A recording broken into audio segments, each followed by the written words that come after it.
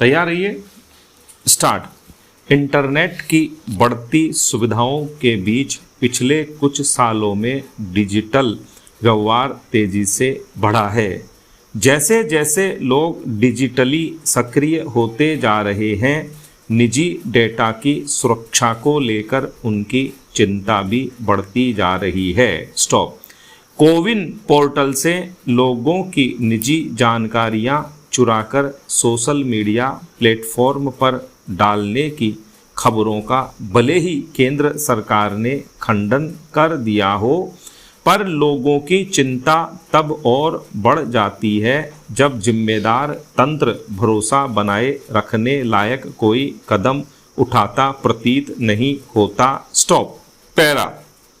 CoWIN portal से सूचनाएं leak होने की खबरों के बीच पिछले सोमवार को ही सरकार की तरफ से अलग अलग बयान आए।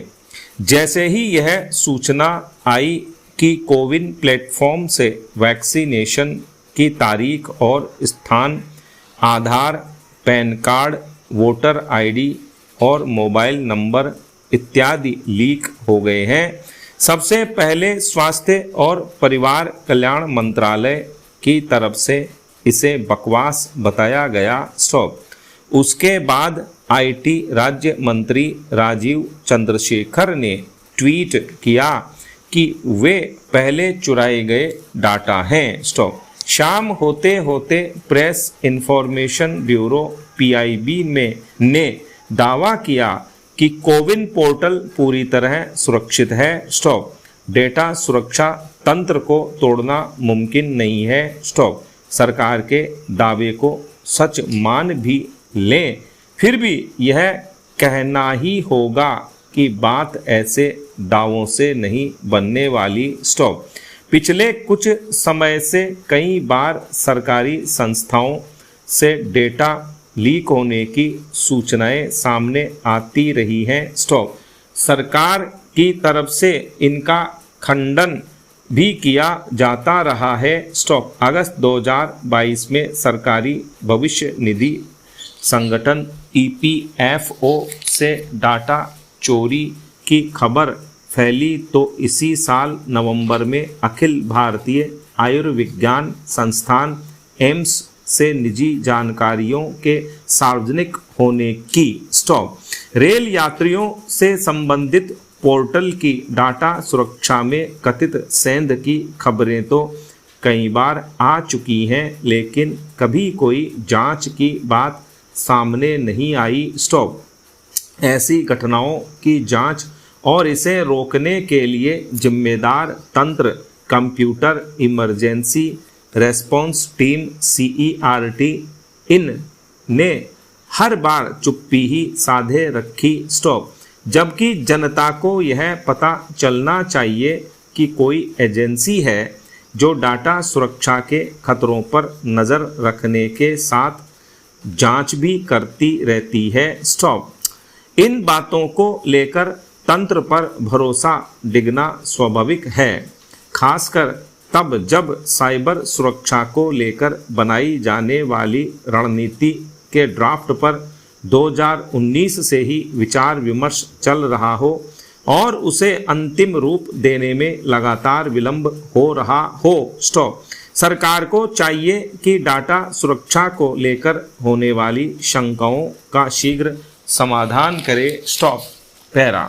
सरकारी स्तर पर जनता से वसूले जाने वाले विभिन्न करों और शुल्कों की अजब माया है। स्टॉप। यूं तो सरकार खुद के लोक कल्याणकारी होने का दावा करती है, पर जब जनता की जेब से वसूली की बात आती है तो सैकड़ों कानून कायदे ऐसे थोप देती है जिन्हें व्यावहारिक कतई नहीं कहा जा सकता। स्टॉप। ऐसा ही हाल DLC दरों का है। स्टॉप।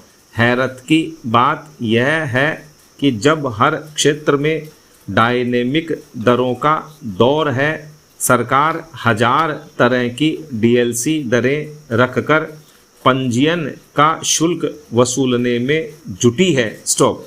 एक तरह से आय पर भी शुल्क और व्यय पर भी शुल्क। स्टॉप। हर शुल्क की अपनी अलग दरें। स्टॉप। यही भूल भुलैया है उस शुल्क की जो किसी भी तरह की संपत्ति की खरीद बेचान के पंजीयन पर वसूला जाता है। स्टॉप। सरकार को लगता है कि पंजीयन चोरी की नीयत से सौदे की सही कीमत छुपाई जाती है, इसलिए उसने इस बार भी बाजार में होने वाले सौदों की गहराई तक गए बिना क्षेत्रवार डीएलसी दरें तय कर दी। स्टॉप। अजब तथ्य यह कि प्रदेश में डीएलसी दरों के 1 लाख से ज़्यादा प्रकार मौजूद हैं। अकेले जयपुर में ही 22,000 प्रकार की डीएलसी दरें तय की हुई हैं। स्टॉप। पैरा। सालों पहले तय हुई डीएलसी दरों को एक मुश्त आधार पर बढ़ा दिया जाता है। स्टॉप। सरकारी अमले का मानना है कि शायद पूरे प्रदेश में सभी जगह जमीन की मांग एक समान आधार पर बढ़ी है, इसलिए सभी जगह जमीन के दामों में एक समान बढ़ोतरी हुई होगी। स्टॉप।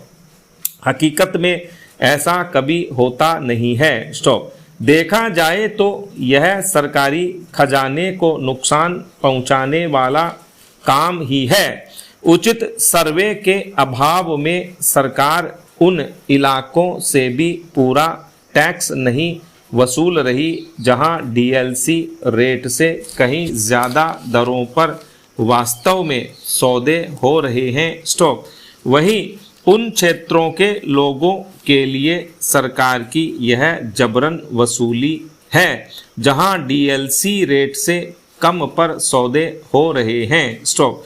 डीएलसी रेट की क्षेत्र विशेष की तरक्की का भी एक मानक होता है, किंतु जब सारे प्रदेश की डीएलसी दर एक ही समान दर से बढ़ेगी तो क्षेत्र विशेष की तरक्की को अलग से आंकने के लिए इसे आधार बनाना नामुमकिन होता है, किंतु अब आयकर विभाग भी इसे ही आधार मानता है। स्टॉप।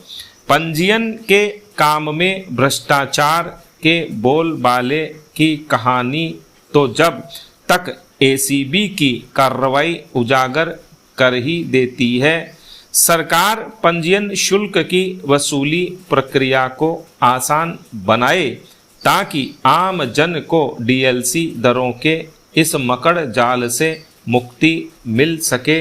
स्टॉप।